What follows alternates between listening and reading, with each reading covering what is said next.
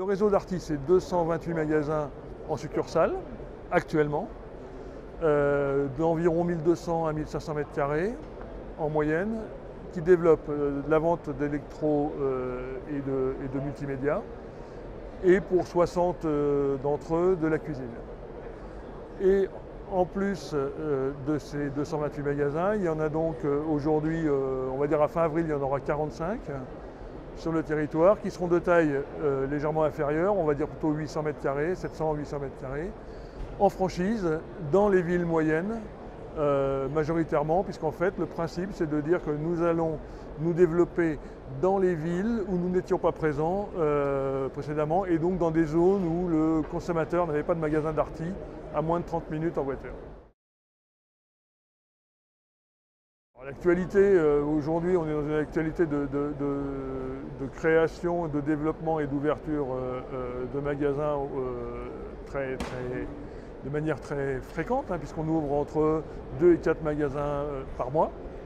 L'actualité très récente, c'est l'ouverture du premier espace cuisine dans un magasin franchisé qu'on a ouvert à Fougères en Bretagne la semaine dernière.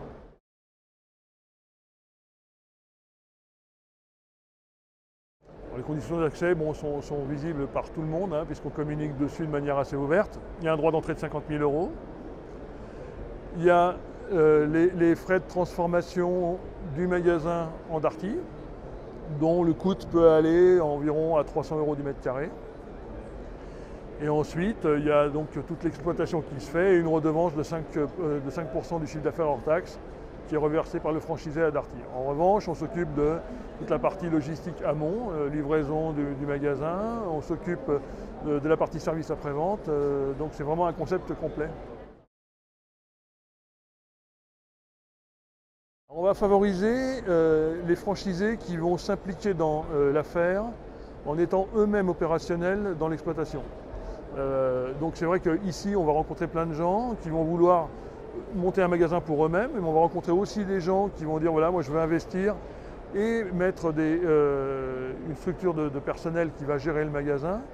Notre métier est un métier quand même qui nécessite un réglage très fin au quotidien de l'activité. Donc on favorisera quand même plus facilement les gens qui vont exploiter eux-mêmes leur magasin. On a une plaquette qui est très bien, que je n'ai pas là avec moi, mais qui définit en 10 étapes le moment du premier contact jusqu'à la 10e étape qui est l'ouverture. Simplement, on va donc rencontrer des gens ici, on va les inviter dans une réunion collective dans un mois ou deux. Entre-temps, on aura travaillé sur les zones d'implantation, on aura travaillé sur la surface de magasin. Et puis après, on va, si le projet est amené à aboutir, on va travailler sur plus précisément les plans du magasin, l'implantation, l'accompagnement qu'on va y amener en termes de moyens humains pour aider à l'ouverture, après l'implantation physique, et une fois qu'on a fait tout ça, tout le rétro-planning d'ouverture jusqu'au moment où on va ouvrir. Il y a 10 étapes.